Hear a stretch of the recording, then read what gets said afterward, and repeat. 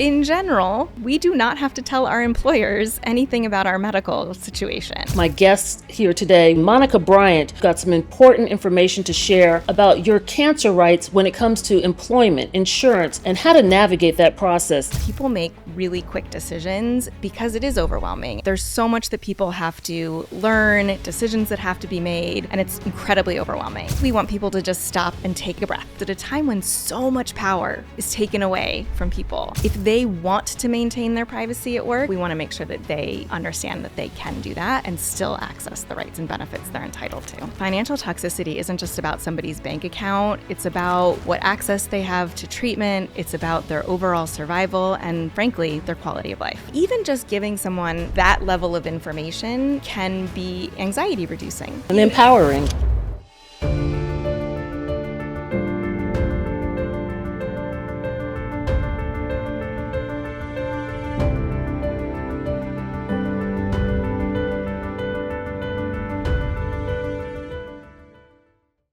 Welcome back to another episode of SIS, Sisters in Survivorship podcast. We're very excited to have you here today. We've got some important information to share about your cancer rights when it comes to employment, insurance, and how to navigate that process. And we're so excited to have our guest here today, Monica Bryant, who is the Chief Mission Officer of Triage Cancer. Monica, thank you so much for coming and being a guest here on SIS, Sisters in Survivorship podcast. I was absolutely honored to be invited, and I'm delighted to be here to have a chat about this. So I guess the first question that people are going to want to know is, what is Triage Cancer? So Triage Cancer is a national nonprofit that I co-founded over 13 years ago to provide free education on all of the legal and practical issues that can arise after a cancer diagnosis. So does that mean, so if anyone has been diagnosed, they can call or email you all, and just walk me through what that would look like for the average person? So we provide the education in a number of ways. We host free educational events. We have a very robust website with tons of resources, animated videos, practical guides they can read. And then we also have a legal and financial navigation program. And that's where someone can fill out a form on our website and schedule a call to speak with one of our staff about their individual situation. And that could be the person who's diagnosed, but it can also be the caregivers or healthcare professionals. Okay. So the caregiver can actually call on behalf of their loved one. Absolutely. So caregivers sometimes call on behalf of their loved ones, but also sometimes they're calling to understand what their rights are as a caregiver. Interesting. So I know, as we can all imagine, you're overwhelmed, confused.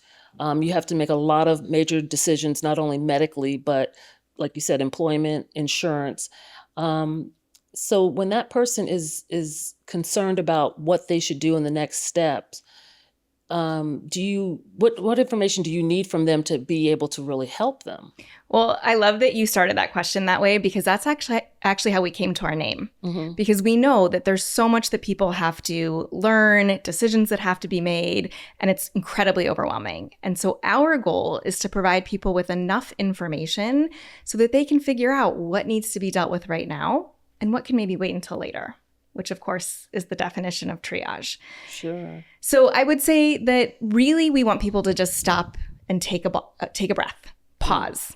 Because what we tend to find is that people make really quick decisions because it is overwhelming and it's anxiety producing. And so we want to make sure that people do all the information gathering they can before making decisions, like, am I going to take time off, or am I going to work through treatment? Or what types of treatment is my health insurance going to cover or not cover? Who's going to be involved in my medical decision making? All of those things are actually rooted in the law. Right. So then that means you have to be very up on each state, various insurance policies, et cetera, to really provide that up-to-date guidance. 100%. So we talk to people not just about the federal laws, but we also have to talk to people about what's available in their state, because state to state, the benefits and protections and laws are very different. And so, with Sisters Network, we get calls from a lot of women around the country, and we have navigated them to your organization because we feel the work you're doing is so vital. And the decisions that they make can be huge monetarily for them. And like you said, livelihood with jobs and such. What happens if someone's made a decision that maybe wasn't the best one? Can you help them unravel that? Sometimes it's going to depend on the situation, to be honest. A lot of times when someone asks me a question, my first response back is a whole bunch more questions because the answer is going to depend on a variety of factors: what state they live in, how big their employer is, how long they've worked there. All of those details are going to help us determine what they have access to. So depending on what decision they've made, there may or may not be an ability to walk back from it. But even if there isn't that ability to walk back from it, we're going to want to talk to people about what their next steps could be, regardless of what decisions they have or haven't made at that point. And so what made you get into this field? It's a very long story. We have a little bit of time. So it actually starts with the fact that my parents are both oncology healthcare professionals. Okay. So they were both doing research in the oncology space, not on the medical side, but on the psychosocial side. So they did some of the first research around how providing psychosocial support could really impact outcomes. So I remember as an elementary school age child, my first job was sharpening pencils for their research study because it was back in the day when everything was still filled out with pencil and filling in the bubbles. So I was really always in the oncology space. And I went to law school with the belief that we all should be trying to make this world a better place in whatever way we can. Mm-hmm. And I felt really strongly in doing that. And so I volunteered in the oncology space for a while. And then eventually my career ended up here because I really saw, along with my co-founder, Joanna Duran, we saw a gap. We saw a gap in what was available. There's incredible organizations out there doing such important work in the cancer space, but no one else is doing this piece.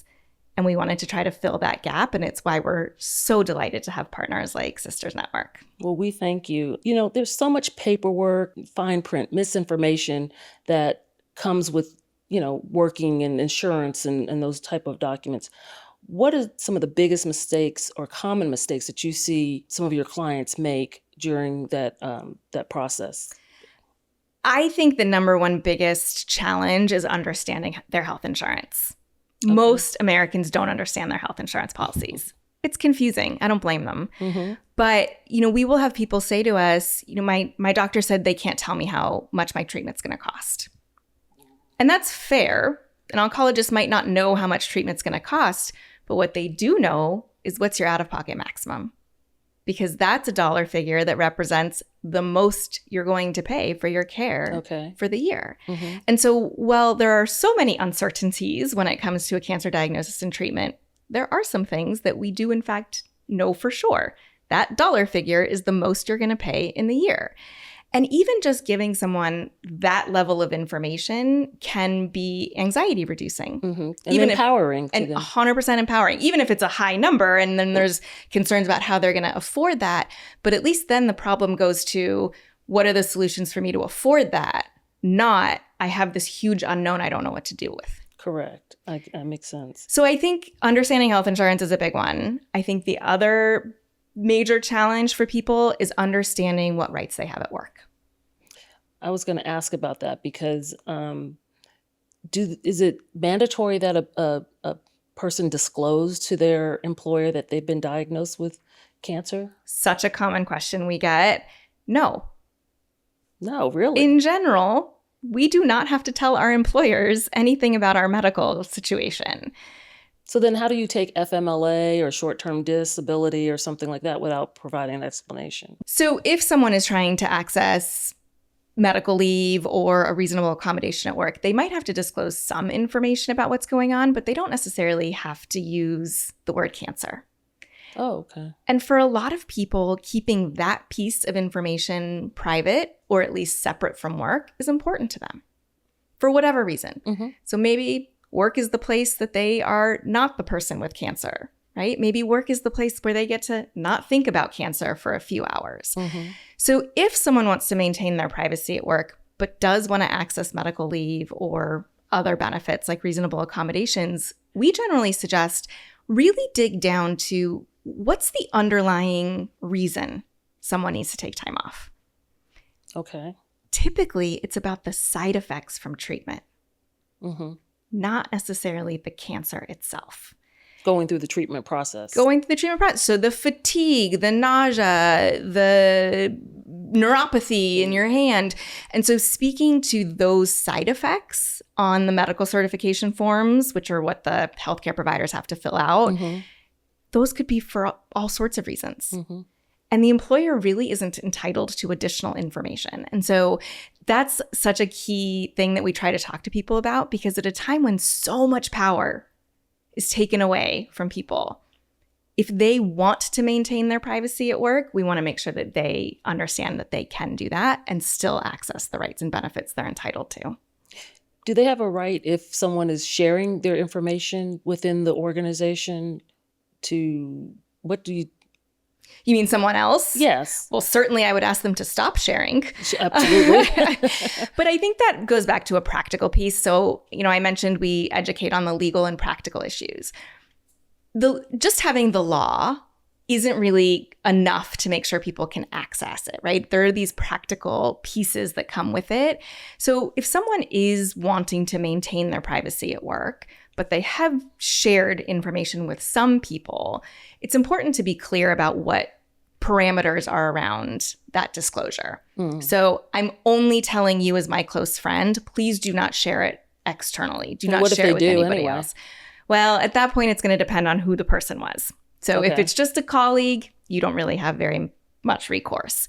If it's a supervisor that you've disclosed to because you are asking for a reasonable accommodation, for example, then that supervisor does have a legal obligation to maintain your privacy. So at that point, you could decide how far you wanted to take it. If you wanted to actually, file a complaint or take it up the chain of command. So a lot of, folks have to take FMLA, they have to take or short-term disability or exhaust their sick time, or maybe they don't have a finite amount of sick time. When they come back, is that position protected? Or I think there's confusion about the short term and the FMLA and what's protected and what's not, and how does, I guess that's still federal, correct? The FMLA is a federal law, but there are state laws that also provide some access to medical leave. The key there, though, is that some of the things you talked about provide job protection. Some of the things you talked about provide pay. Okay. So short-term disability is just about replacing lost income because you're not at work. Okay. Sick time, vacation time, that is just about a paycheck because you're not at work. Okay. None of those things protect your job. So if you take that, your job's not protected. But if that FMLA... It is the FMLA or the state leave law or potentially a reasonable accommodation under the ADA that provides the job protection. So we often talk about all these different programs and rights and benefits as puzzle pieces. And it's really about putting those puzzle pieces together to maximize what you have access to. So yes, you could just take sick time and get a paycheck, but you could also be let go while you're out on that sick time. You could just take the FMLA, which is going to protect your job and your health insurance, but it's unpaid. Right. So it's using the FMLA with the sick time or with the short-term disability that provides you both the job protection and the pay. That makes sense. But then I guess when you come back from FMLA or short-term, is there a window of time that the employer can take some sort of action or reorganization or, what have you? So if you've taken leave under the FMLA, the law requires that you be reinstated to the same or an equivalent position. Okay. But what people often don't realize is that the FMLA is only 12 weeks in a year period. And so we get calls all the time from people who say, I was out longer than 12 weeks and they let me go. They said my job wasn't available anymore. And that's not right. They can't fire me because I have cancer. Right. And so we have to explain, well, the FMLA only gives you 12 weeks. And barring an additional law or benefit that you have, they don't have to hold your job. Wow. And it feels very unfair in that moment, but I do think it's important for people to remember that everything in the law is a balancing act of interests between the employer interests and the employee interests. And there are lots of employers out there who can't keep a job open longer than 12 weeks. They need someone to be there doing that job. And so while it is very unfair in the eyes of the employee, which I understand, the business must go on. The business must go on. Right. So, wow, that's tough. It is very tough. I mean, you're already managing such a major life-changing diagnosis and, just navigating that process, and then to have the job hang in the balance, because 12 weeks clearly is not going to be sufficient with a cancer diagnosis. I mean, on average. So have there been any new laws or changes with the current administration that we might need to be aware of to protect them, so people can protect themselves? I would say not in this particular context. I think there's going to be lots of changes coming down the pike with respect to health insurance. Really? But I do want to just go back for a minute, because I think it's important to recognize that just because that's what our current system is, doesn't mean that's what it has to stay. And there have been lots of advocacy efforts over the years to try to improve access to FMLA. Okay. And so I think that's something really helpful for your viewers to know, that, you have power. And you can use your voice by talking to your elected officials about your experience, whether the FMLA was or wasn't sufficient, or you didn't have access to it. I think it's important for us to know that we have power in that to change things and improve things for people who are dealing with a cancer diagnosis. Right. And that's good to know, because we're starting our Sisters Network Center for Public Policy. And so that may be one of the things that we need to look a little further into. So excited as one for of that. our tenets. Yes. So if a person is done the FMLA and now they've come back, and that restarts every year, correct? It's 12 weeks in a year period. Okay. Employers get to decide what that year is. So sometimes it's calendar year, sometimes it's a year from when you just took it. So you do need to check with this specific employer, but you do get 12 weeks every year period. Every year, whatever that definition is. Right.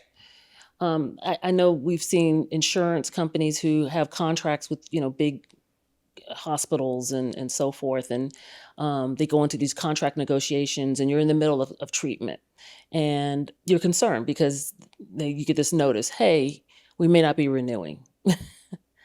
Have you assisted some folks with that maybe didn't turn out so well, i.e. did not renew? Yeah, we've seen both things happen, where sort of at the 12th hour, they've come to an agreement.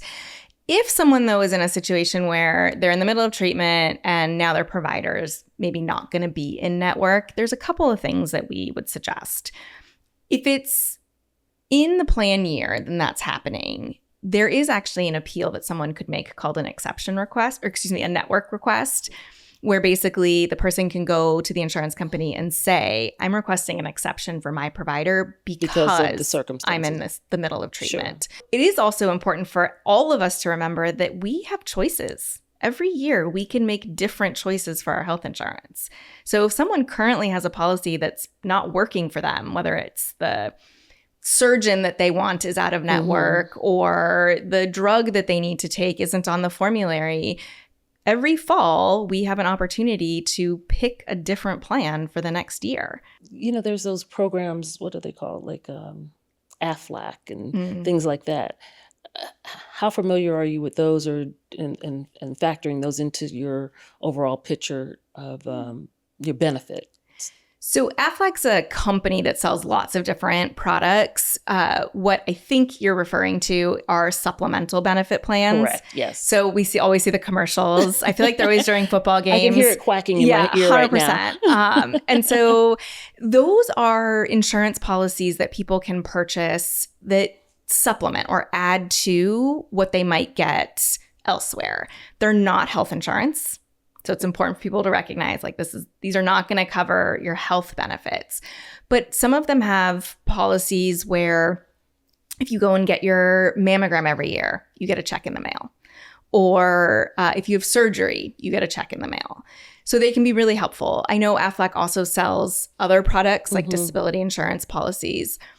One thing, though, that is unfortunate is that unlike health insurance, Those other types of insurance policies, life insurance, disability, supplemental, all of those are allowed to take into consideration someone's pre-existing condition.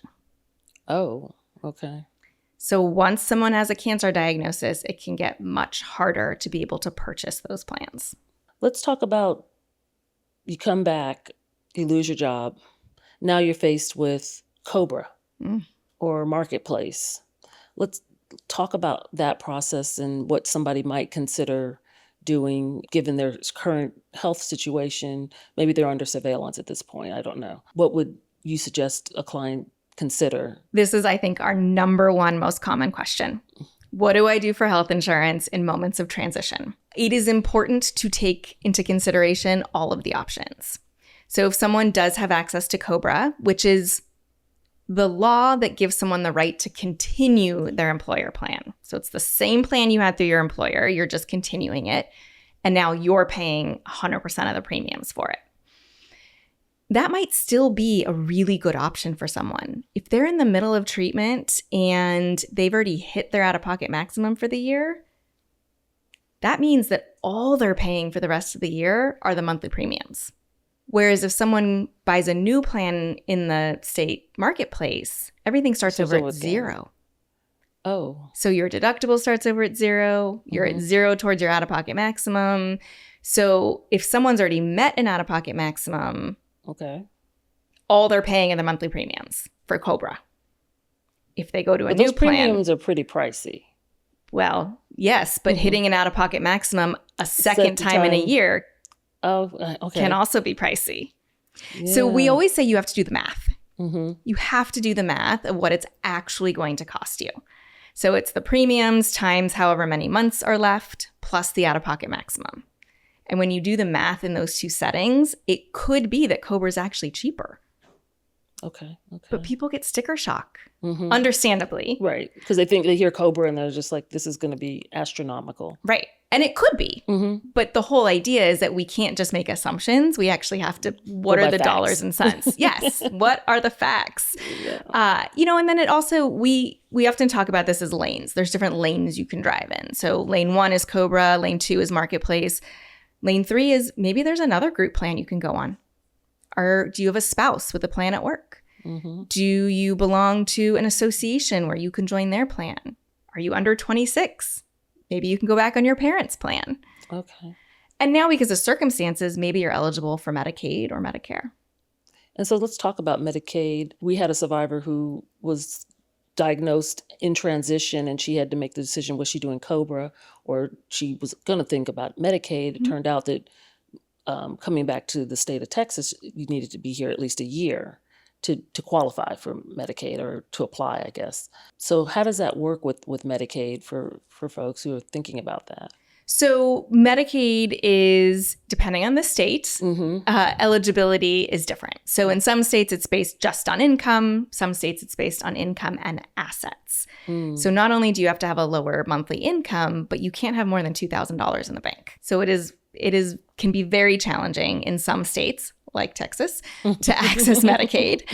But for someone in that situation who could take COBRA, may also be eligible for Medicaid, there are some states that have a Medicaid program where Medicaid will pay the COBRA premiums. Oh, really? It's called the HIP program, the Health Insurance Payment Plan, because basically the Medicaid program is like, what's going to be cheaper for us? Paying this person's monthly premiums or paying for all their medical care? Okay. Under Medicaid. And usually paying the premiums is cheaper. So it is state by state. We do have a chart on our website at triagecancer.org that shows which states have HIP programs. So if you've had let's just talk about even an older parent who's been diagnosed with some type of cancer, and they're on, Medicaid, do you try to get them additional resources, or I guess it comes down to their state, what other resources would be available to them as well? Yeah, I think we would want to know more about the circumstances, but depending on somebody's age, they could also, if they're over the age of 65, they could be eligible for Medicare as well. Okay. And usually Medicare will cover, let's just say for IV chemotherapy, because different treatments are covered under different sure. parts, it gets complicated. But Medicare will pay 80%, and then the Medicaid program will come in and pay the other 20% if someone's eligible for both programs. Okay. So this is what I mean about puzzle pieces, right? How can you gather as many puzzle pieces that you have access to as possible, and how do you fit them together in a picture that is going to be the best for you? There's such a wealth of information. I mean, the questions can just be endless. With people who are, the underrepresented community, disparities, what do you see, or are there any guidance that you're, even consulting with the medical community on how to engage better to inform those sectors? Yeah, we do a lot of training of healthcare professionals because we think it's important that when someone approaches them with financial challenges, the first step should not be, let's try to find them financial assistance. Financial assistance is wonderful and very helpful, but there's not enough of it to go around. Absolutely. Right? And you want what's there to go as far as possible. And so what we try to talk to healthcare professionals about is start with the bigger picture things that might be helpful. Do they have the right health insurance policy for them, and are they effectively using it? Can they stay at work through treatment using reasonable accommodations? If they're going to take time off work, can they get access to disability insurance to make up for that last paycheck? Then, once all those things are done, then we look at where the need still is, and the financial assistance can come in and step that. Okay. So we know once the treatment ends, the bills don't. What do you say to those individuals who are in that next phase 2 of their journey, while they're in remission, and praise God, they're in remission. But again, they have to come in for scans. They have to, do whatever the surveillance process is predicated. What are there financial suggestions or guidance that you've given clients? Definitely, it's around making sure you understand the health insurance piece, because that's going to be so key in financial well-being moving forward. Because pre-cancer diagnosis, there are a number of screenings that would be considered preventive and covered for free, like mammograms for most women over 40. Once someone has a breast cancer diagnosis, those mammograms are no longer preventative. They're screening. And so now there's a cost share associated with them. So you have to pay for them. They're covered by insurance, but you still might have a cost share, like a 20% cost share. Oh, so like the annual mammogram screening, they're more diagnostic. Correct. Because they're doing that for screening. Or for surveillance, rather. So again, understanding the health insurance and making sure someone's picking appropriately and not just looking at that monthly premium is so key. And then I also think it's about the reality that many cancer treatments, people will experience long or late-term side effects. And so those long or late-term side effects might impact work. And so understanding that even post-active treatment, someone may still have access to something like FMLA or a reasonable accommodation to get help at their jobs. And so if you're still at your job and the doctor says, hey, you're not needing to go back, we want to wait until you finish these several, last treatments, but, my letter says you can't go back to X date. And then they reevaluate and say, can't go back till further out. And the employer is coming back and saying, well, we want you back now.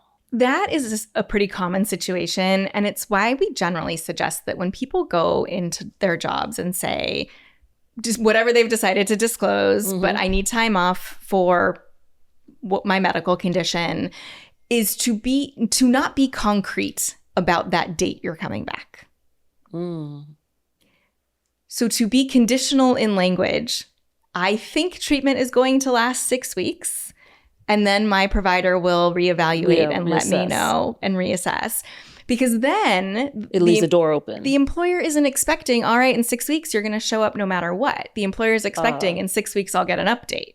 Gotcha. And that shift of thinking and language, I think, makes a huge difference. Whereas you say 6 weeks, the employer's like, show up. We're here. Yeah, we're here. Makes sense. What happens when a survivor is left permanently unable to work? Because we do know that unfortunately can happen. And how does Social Security benefits weigh in? So the Social Security Administration runs 2 disability insurance programs. Both of them are long-term programs. So the disability has to last at least a year. One program, Supplemental Security Income, or SSI, is based on income and assets. So it's similar to the Medicaid program. Okay. One program is based on having worked and paid into the system, and that's SSDI. Mm-hmm. And so both programs have a very stringent definition of disability. They are not easy programs to get into. And the unfortunate reality is about 65 to 70% of applications are denied on the first try. Wow. That's a high rejection rate. It is a very high rejection rate. And so generally what we say to people is, do not take no for an answer. Almost expect that you're going to be rejected and understand what the appeals process is, because there are 4 levels of appeal, and the statistics show us that the more levels someone appeals, the higher their chances are of getting approved. Now, is that something that Triage would help a client with, or? So we don't do the actual appeal for them, but what we try to do is explain to them, these are the different levels. These are the pieces of information that would be helpful for you to gather. The first level of appeal is just a reconsideration. So it's basically gathering more evidence from the healthcare team about why your medical condition is keeping you from working. So even at that point, a lot of times people will say, well, do I need a lawyer? To apply? No. To do the first level of appeal, probably not, because again, it's about the medical information. Okay. Mm-hmm. If someone has to appeal beyond that, it can be very helpful to find a lawyer. This is a very specialized area of law. So you don't want to go hire your neighbor tax accountant to help you with this. You want to find an expert in disability insurance. And a lot of times people will say, well, wait a minute, I'm in the middle of cancer treatment. I'm so sick, I cannot work, and you expect me to pay for a lawyer? These lawyers are, the way these lawyers work is that they work on contingency, which means they only get paid if you win. Right. And then they get a certain percentage of your back pay. Mm-hmm. So you don't pay anything up front. You only have to pay if you win. If you win. What message would you have for a woman who's listening, who's been diagnosed, who's scared, confused, doesn't even know just what questions to ask at this point? I would say certainly feel free to reach out to Triage Cancer, but I would also say you're certainly not alone. And all of those feelings, I think, are very normal and valid. It is so much to take in. Mm-hmm. Even without a diagnosis, it's a lot of information to take in, right? And so then you just keep layering on the hard and the hard and the hard. I would say start dipping your toe in the water of getting information. And so at Triage Cancer, we have 5-minute animated videos. Watch a few of those. Take 5 minutes, watch a few of those. Listen to a quick podcast. And then work your way up to kind of we do day-long programs, which are also very overwhelming for someone who's already feeling overwhelming. Mm-hmm. But I think it is about getting exposed to these topics, because as you start listening to these conversations, I think it naturally spawns questions. Oh, do I understand my health insurance? Maybe I don't understand my health insurance. Let me try to figure out my health insurance. Or do I understand what I have access to at work? Oh, I probably need to be asking some more questions there. So I think that would be my advice, is that you start small and work your way up, because it can be not only overwhelming, but what you need to understand or be thinking about is also going to change throughout the continuum of care. Right. So what someone needs when they're first diagnosed might be different than what they need after surgery, or if they're going to do reconstruction, or if they're moving into long-term survivorship. What someone needs is going to be different at each one of those stages. This is so important because it can just be life-changing. A lot of people, I think, don't even know that they can apply for financial assistance with the hospital or cancer center that they're currently being treated. And how do you feel about that, or what's your thoughts? So I think it's unfortunate that hospitals are not more transparent about the availability of charity care. It does seem to be on a need-to-know basis. It does sometimes, not Sometimes. always, Not always. but sometimes. But nonprofit hospitals are required to provide charity care to individuals. I will just say there's a great organization out there called $4. They're a partner of ours, another nonprofit, and their whole mission is to help people apply for charity care. Okay. So you can go to $4. You can give them some information about where you received care, and they will help with the charity care applications and help you get access to that. Interesting. Yeah. I know we have a financial assistance program with Sisters Network, and of course, it's always contingent to funding. We're very proud of it, had it since 2006.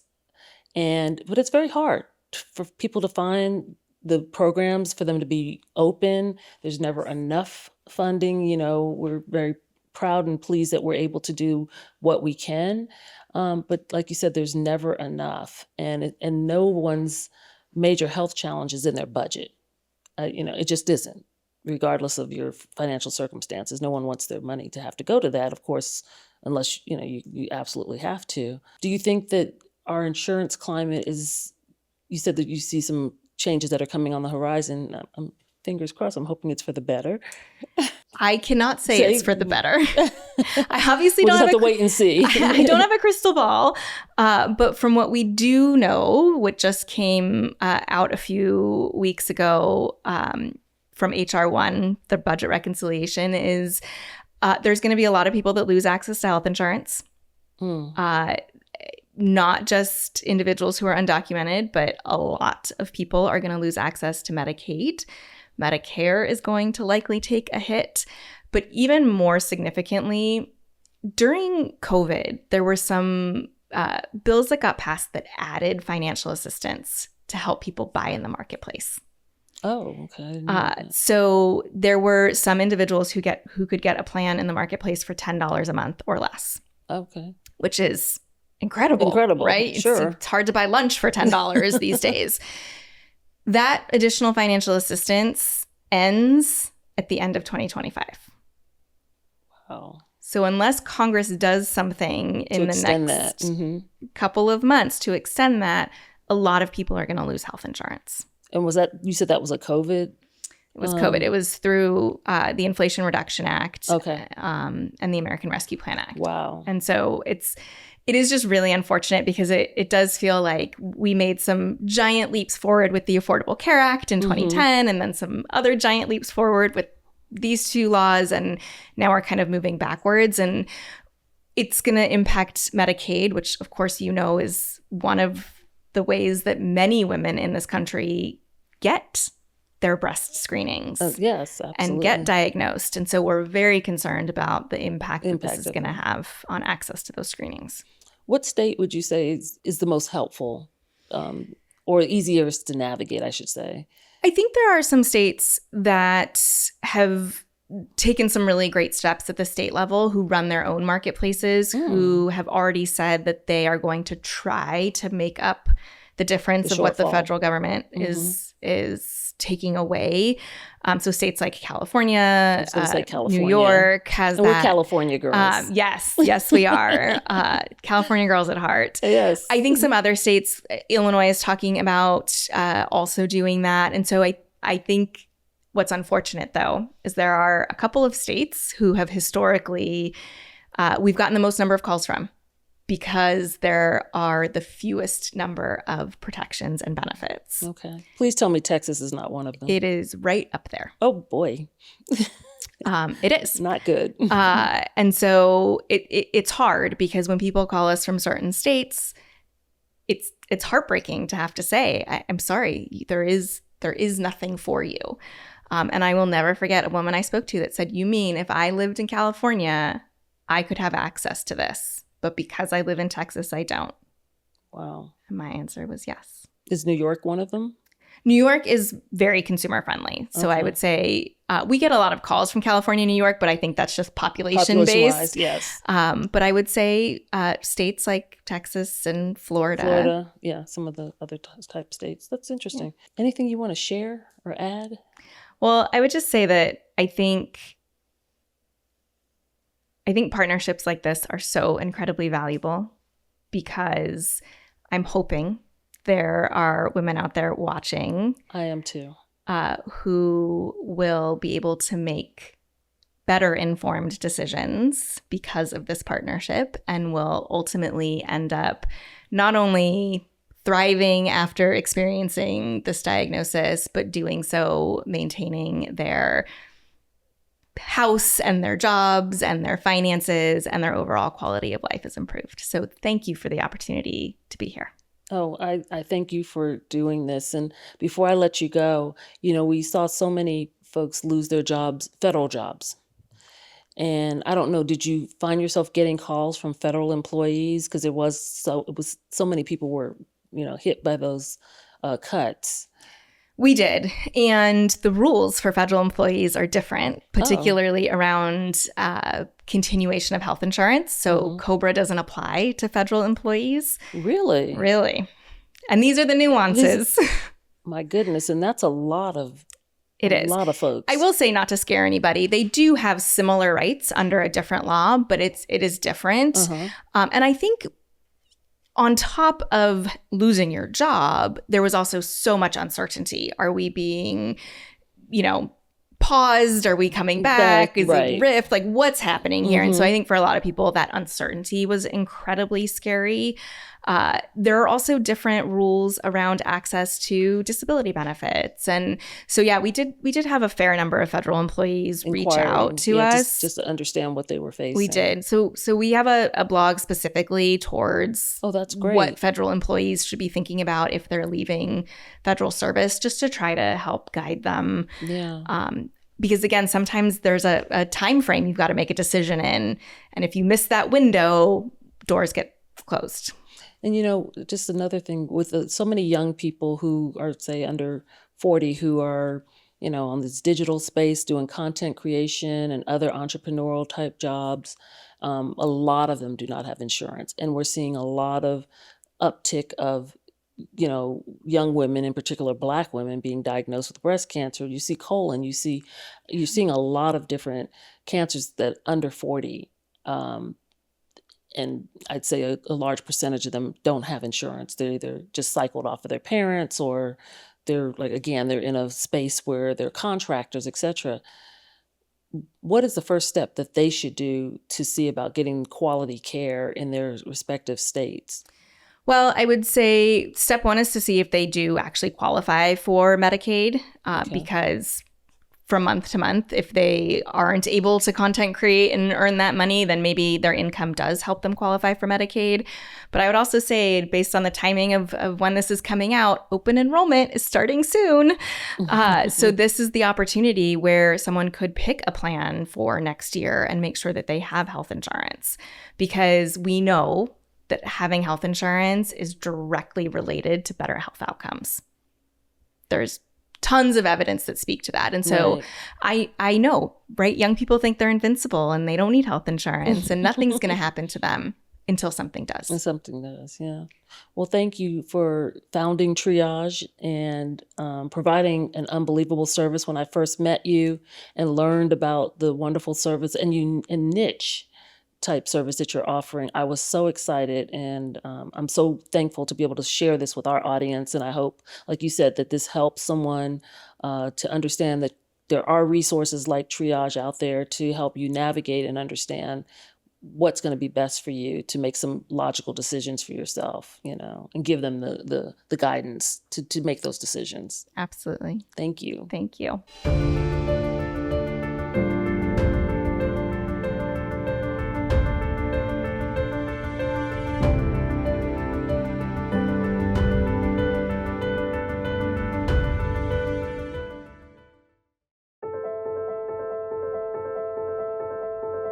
The motivation working in oncology is easy. I think we all have a family member or a friend that's affected by cancer, and you just know the toll that takes on not only that person, but their family. While I might not today be in one of those situations where I desperately need a medicine for someone I care about, millions of people are all over the world in that exact situation. Like, we are the people who make those things. No shortcuts, no compromises.